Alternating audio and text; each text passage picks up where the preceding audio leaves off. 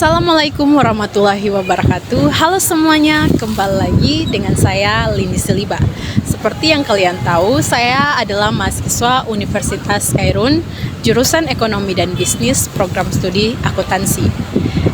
Di semester kali ini saya akan membahas tentang tugas yang diberikan oleh dosen, yaitu metode fenomenologi dalam analisis data.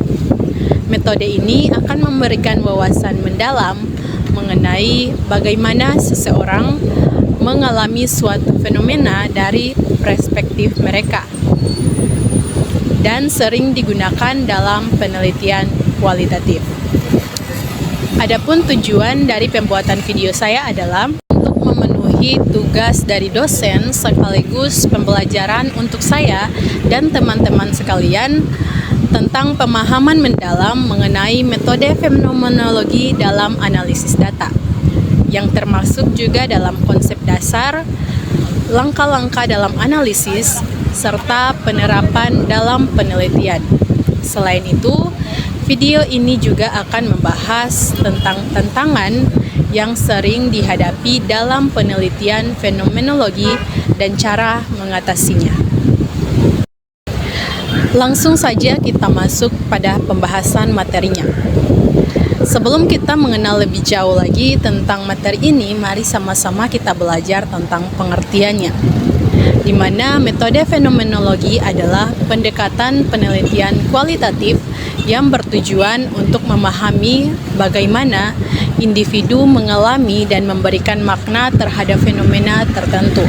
Metode ini dikembangkan oleh Edmund Husserl yang berusaha menggali esensi dari pengalaman manusia dengan mengesampingkan asumsi dan juga prasangka. Fenomenologi juga sering digunakan dalam berbagai bidang ilmu seperti psikologi, sosiologi, pendidikan, dan juga ilmu kesehatan. Dalam penelitian fenomenologi, peneliti harus benar-benar mendalami pengalaman partisipan, mendengarkan cerita mereka, serta menangkap nuansa yang mungkin sulit diukur dengan metode kuantitatif. Selanjutnya adalah karakteristik metode fenomenologi. Kita akan membahas yang pertama, yaitu fokus pada pengalaman langsung, di mana metode ini mengeksplorasikan pengalaman subjektif individu secara autentik tanpa intervensi teori atau hipotesis awal. Yang kedua adalah penggunaan wawancara mendalam, di mana data dikumpulkan melalui wawancara terbuka yang memungkinkan partisipan untuk menceritakan pengalaman mereka dengan bebas dan juga detail. Yang ketiga adalah subjektivitas dan juga interpretasi, di mana fenomenologi menekankan bahwa setiap individu memiliki perspektif yang unik yang memengaruhi bagaimana mereka memberi makna terhadap suatu fenomena. Yang keempat adalah reduksi fenomenologi atau backsetting, di mana peneliti harus mengesampingkan asumsi dan juga pengalaman pribadinya agar dapat melihat fenomena sebagaimana yang dialami oleh partisipan. Yang kelima adalah identifikasi esensi pengalaman, di mana peneliti fenomenologi bertujuan untuk menemukan pola dan tema yang mencerminkan esensi dari pengalaman individu terhadap fenomena tertentu.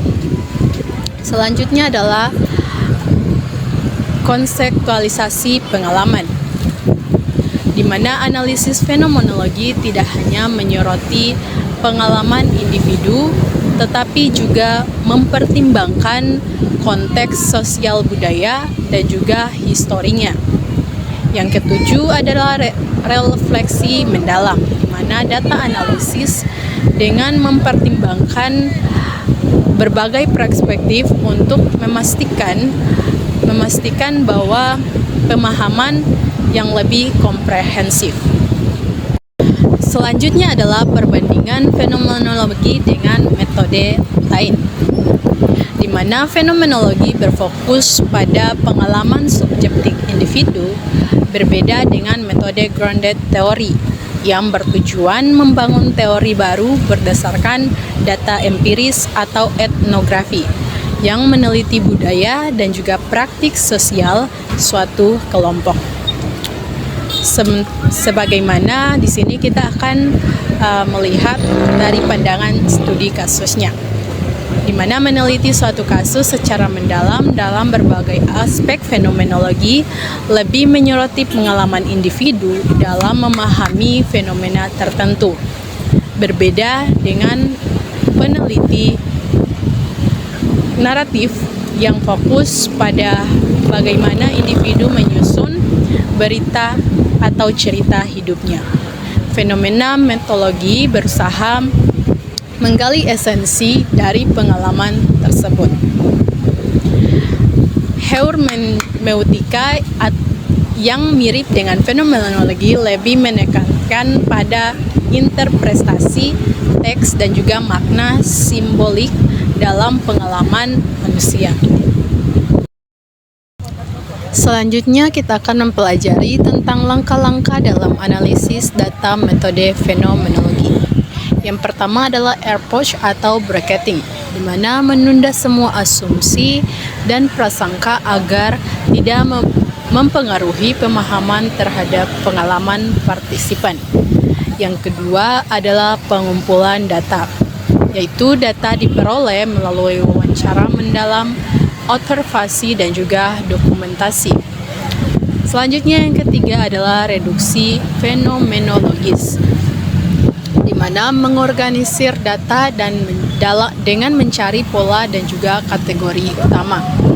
Yang keempat adalah variasi imajinatif, di mana melihat data dari berbagai perspektif untuk menemukan elemen inti dari pengalaman partisipan. Yang kelima adalah coding dan juga pengelompokan tema, mengidentifikasi tema utama yang muncul dari data yang dikumpulkan. Selanjutnya yang keenam adalah sintesis dan juga interpretasi, yaitu mengembangkan narasi yang menggambarkan esensi pengalaman partisipan secara komprehensif. Oke, baik, di materi selanjutnya adalah penerapan metode fenomenologi dalam berbagai bidang. Yaitu bidang pertama adalah psikologi, di mana meneliti pengalaman individu dengan trauma, depresi, atau kebahagiaan. Yang kedua adalah pendidikan, menggali pengalaman siswa dalam proses pembelajaran dan juga interaksi di sekolah. Yang keempat adalah kesehatan. Di sini kita akan memahami bagaimana pasien mengalami penyakit, perawatan, dan juga proses penyembuhan. Selanjutnya adalah yang keempat, yaitu bisnis dan manajemen. Kita akan menganalisis pengalaman pelanggan terhadap produk dan layanan, serta perspektif karyawan terhadap budaya perusahaan. Selanjutnya, bagian yang kelima adalah mengungkap bagaimana individu mengalami fenomena sosial seperti kemiskinan, diskriminasi, atau perubahan budaya. Agar lebih jelas, di sini ada contoh dalam bidang kesehatan, di mana peneliti fenomenologi dapat digunakan untuk memahami pengalaman seorang pasien yang menjalani terapi kanker. Bagaimana mereka memaknai proses pengobatan, tantangan emosional yang mereka hadapi, dan bagaimana mereka menyesuaikan diri dalam kehidupan sehari-hari. Selanjutnya kita akan mempelajari tentang tantangan dalam metode fenomenologi. Di sini ada yang pertama, subjektivitas yang tinggi, di mana interpretasi hasil penelitian sangat bergantung pada pengalaman individu yang bisa bervariasi antar partisipan. Yang kedua adalah kesulitan dalam approach, di mana tidak mudah bagi peneliti untuk benar-benar mengesampingkan asumsi dan juga prasangka pribadi mereka. Yang ketiga adalah proses yang lama. Di sini wawancara mendalam dan analisis data metode fenomenologi memerlukan waktu yang cukup panjang. Yang keempat adalah keterbatasan jumlah partisipan, di mana karena penelitian fenomenologi mengutamakan kedalaman, jumlah partisipan yang diteliti biasanya lebih sedikit dibandingkan metode kuantitatif. Yang kelima adalah sulit digeneralisasi, yaitu hasil penelitian fenomenologi seringkali tidak dapat digeneralisasi ke populasi yang lebih luas karena sifatnya yang sangat subjektif.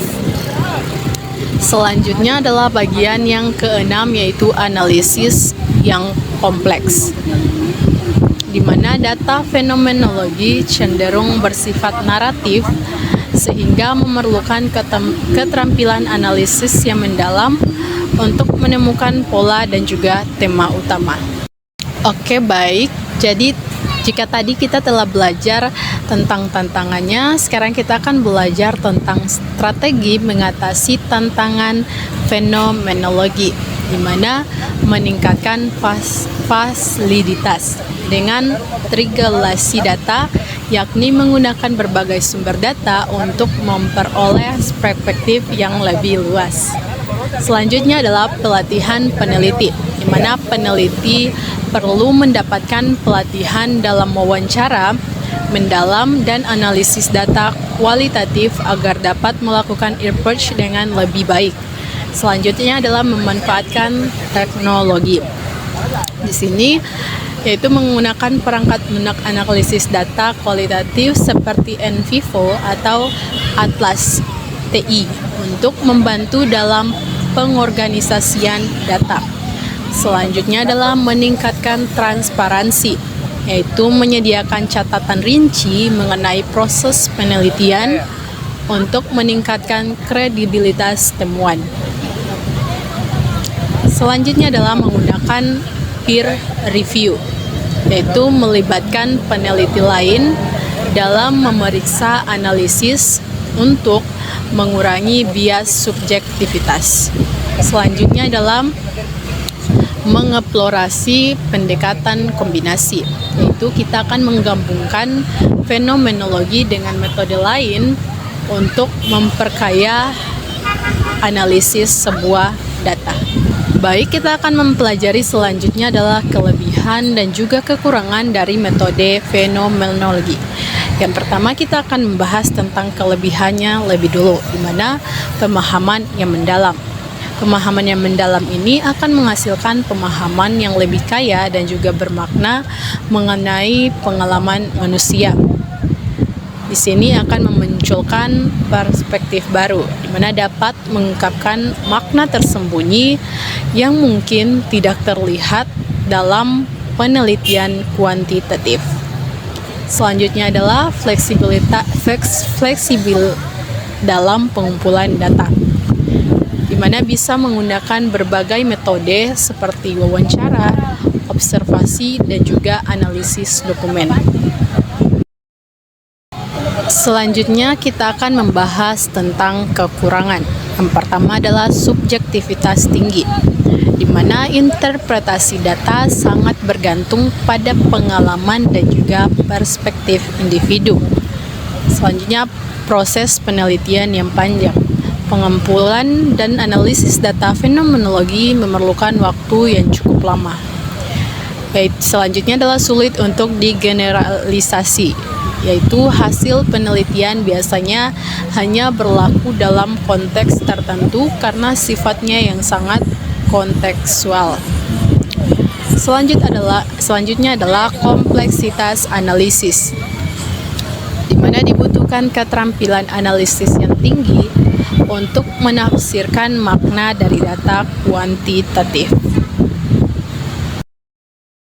Oke, baik, jadi seluruh kesimpulan dari keseluruhan materi yang telah saya jelaskan tadi adalah metode fenomenologi bertujuan untuk memahami pengalaman individu secara mendalam dan juga subjektif, di mana proses analisisnya melibatkan berbagai tahap, mulai dari pengumpulan data, reduksi fenomenologis, hingga penyusunan tema utama. Meskipun memiliki tantangan dalam subjektivitas dan proses yang memakan waktu, metode ini tetap menjadi pendekatan yang efektif dalam memahami pengalaman manusia secara lebih mendalam. Demikian materi mengenai analisis data dengan metode fenomenologi. Semoga materi ini bermanfaat untuk kita semua dan dapat dilakukan pada penelitian-penelitian selanjutnya. Sekian, jangan lupa like, komen, subscribe, dan juga share. Terima kasih. Wassalamualaikum warahmatullahi wabarakatuh.